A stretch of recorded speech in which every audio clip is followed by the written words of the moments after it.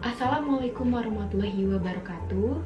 Shalom, Om Swastiastu, Namo Buddhaya, salam kebajikan bagi kita semua. Perkenalkan, nama saya Febriani Putri Gumilar. Bersama teman-teman kelompok kali ini, saya akan mempresentasikan sebuah makalah yang berjudul Efektivitas Kontribusi Pajak dalam Menyokong Kesejahteraan Umum di Tengah Pandemi COVID-19. Tapi sebelum itu, saya akan mengucapkan terima kasih terlebih dahulu kepada Bapak Susila Adianta selaku dosen pengampu mata kuliah Hukum Pajak Fakultas Hukum Universitas Diponegoro. Untuk selanjutnya, saya akan memperkenalkan teman-teman kelompok saya. Yang pertama ada Elizabeth Denisa, kemudian saya sendiri Febriani Putri Gumilar, dan selanjutnya ada Lutfi Hafiz Afsanjadi. Baik, langsung saja kita masuk ke materi pertama dari presentasi ini. Sesuai dengan judul efektivitas kontribusi pajak dalam menyokong kesejahteraan umum di tengah pandemi COVID-19, tentu saja hal tersebut berkaitan dengan pajak yang ada di Indonesia. Nah, oleh karena itu saya akan menjelaskan terlebih dahulu apa itu pajak. Baik, pengertian pajak itu sendiri menurut Undang-Undang Nomor 28 Tahun 2007, pajak merupakan suatu kontribusi wajib kepada negara yang bersifat memaksa berdasarkan undang-undang, dengan tidak mendapatkan imbalan secara langsung dan digunakan untuk keperluan negara bagi sebesar-besarnya kemakmuran rakyat. Dari penjelasan tersebut dapat disimpulkan bahwa pajak ini merupakan suatu hal yang wajib dibayarkan kepada negara sebagai bentuk kontribusi masyarakat yang bersifat memaksa. Adapun pajak itu digunakan untuk keperluan negara dalam menyokong kesejahteraan dan kemakmuran rakyat. Selanjutnya, kami akan membahas mengenai kondisi perpajakan di Indonesia di tengah pandemi COVID-19.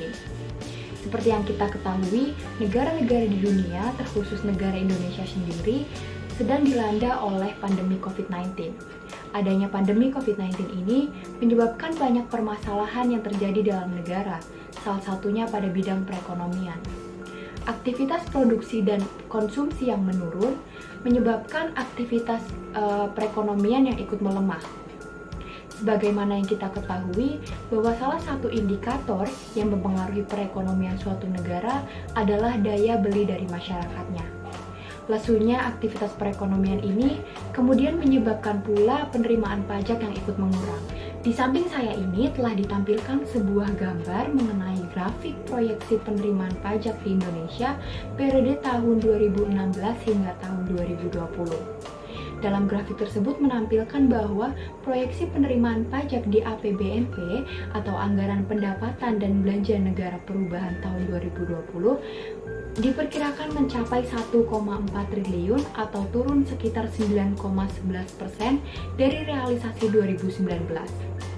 Penurunan target tersebut merupakan salah satu bentuk respon pemerintah di tengah pandemi COVID-19 ini. Seperti yang sudah saya dan teman-teman kelompok saya sampaikan, dapat diambil kesimpulan bahwa pajak itu merupakan suatu kewajiban yang diberikan negara kepada warga negaranya yang bersifat memaksa dan diatur dalam undang-undang. Adanya pandemi COVID-19 ini menyebabkan banyaknya permasalahan di negara, salah satunya adalah pada bidang perekonomian. Melemahnya aktivitas produksi dan konsumsi di Indonesia menyebabkan perekonomian ikut menurun. Pemerintah terus berupaya untuk melakukan berbagai kebijakan untuk menanggulangi masalah tersebut. Salah satunya adalah kebijakan yang terfokuskan pada bidang perpajakan. Hal tersebut dilakukan oleh pemerintah dengan harapan pajak sebagai representasi dari partisipasi wajib masyarakat sebagai unsur pembiayaan negara untuk mendukung pembangunan nasional dengan tujuan mewujudkan cita-cita dan tujuan negara, yaitu kesejahteraan dalam rangka pemulihan serta peningkatan stabilitas perekonomian nasional di tengah pandemi COVID-19. Demi mendorong percepatan pemulihan ekonomi nasional, sehingga diperlukan berbagai stimulus perekonomian, khususnya pada bidang perpajakan, guna mendukung pulihnya perekonomian negara.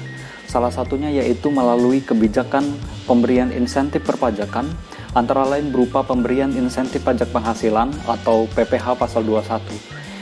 Insentif pajak PPh pasal 21 ini yang ditujukan bagi karyawan sebagai seorang wajib pajak yang memiliki penghasilan kurang dari 200 juta rupiah per tahun atau 16 juta rupiah per bulan. dengan pajak penghasilan atau PPh pasal 21 yang seharusnya dikenakan ini kemudian ditanggung seluruhnya oleh pemerintah untuk beberapa bulan. Pada awalnya, insentif pajak ini hanya diberikan sampai dengan September 2020. Akan tetapi, akhirnya pemerintah memperpanjang kebijakan tersebut sampai dengan Desember 2020. Kemudian pemberian insentif pajak bagi pengusaha berupa insentif pajak penghasilan atau PPh pasal 22 impor, pengurangan pajak penghasilan atau PPh pasal 25 sebanyak 50% dan percepatan restitusi pajak pertambahan nilai atau PPN bagi pengusaha kena pajak atau PKP, eksportir dan non-eksportir.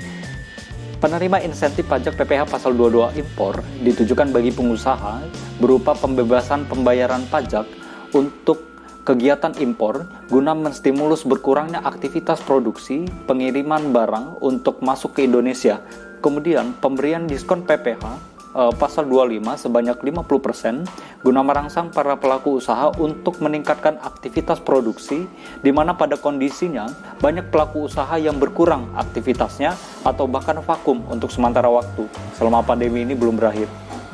Serta percepatan restitusi PPN bagi pengusaha kena pajak dengan nominal yang bervariasi. Bagi PKP, pelaku eksportir tidak diberikan batas nominal pengembalian PPN. Sedangkan bagi PKP, pelaku usaha non-eksportir diberikan percepatan restitusi dengan nominal paling banyak 5 miliar rupiah. Insentif pajak ini diharapkan dapat memberikan tambahan uang bagi para pekerja, di mana alokasi penghasilan yang seharusnya ditujukan untuk pemenuhan kewajiban membayar pajak ini kemudian dapat dialihkan untuk membelanjakan barang dan jasa untuk meningkatkan aktivitas konsumsi masyarakat, serta memberikan tambahan uang pula bagi para pelaku usaha sebagai alokasi dari kewajiban pajak yang seharusnya dibayarkan untuk dapat dibelanjakan dalam bentuk barang modal, guna menunjang aktivitas produksi, karena peningkatan aktivitas konsumsi harus diimbangi pula dengan ketersediaan barang dan jasa melalui peningkatan aktivitas produksi. Apabila aktivitas konsumsi dan produksi masyarakat meningkat, maka hal ini juga mampu mendukung pemulihan serta peningkatan stabilitas perekonomian Indonesia. Peran pajak dalam mewujudkan kesejahteraan umum untuk mendukung stabilitas dan ketahanan perekonomian nasional di tengah pandemi COVID-19. Pajak sebagai representasi dan partisipasi wajib masyarakat merupakan salah satu instrumen perekonomian negara sebagai komponen dan sumber pendapatan negara. Hal tersebut bertujuan untuk proses pembiayaan negara dalam menjalankan pemerintahan dan pembangunan nasional guna mewujudkan cita-cita dan tujuan negara.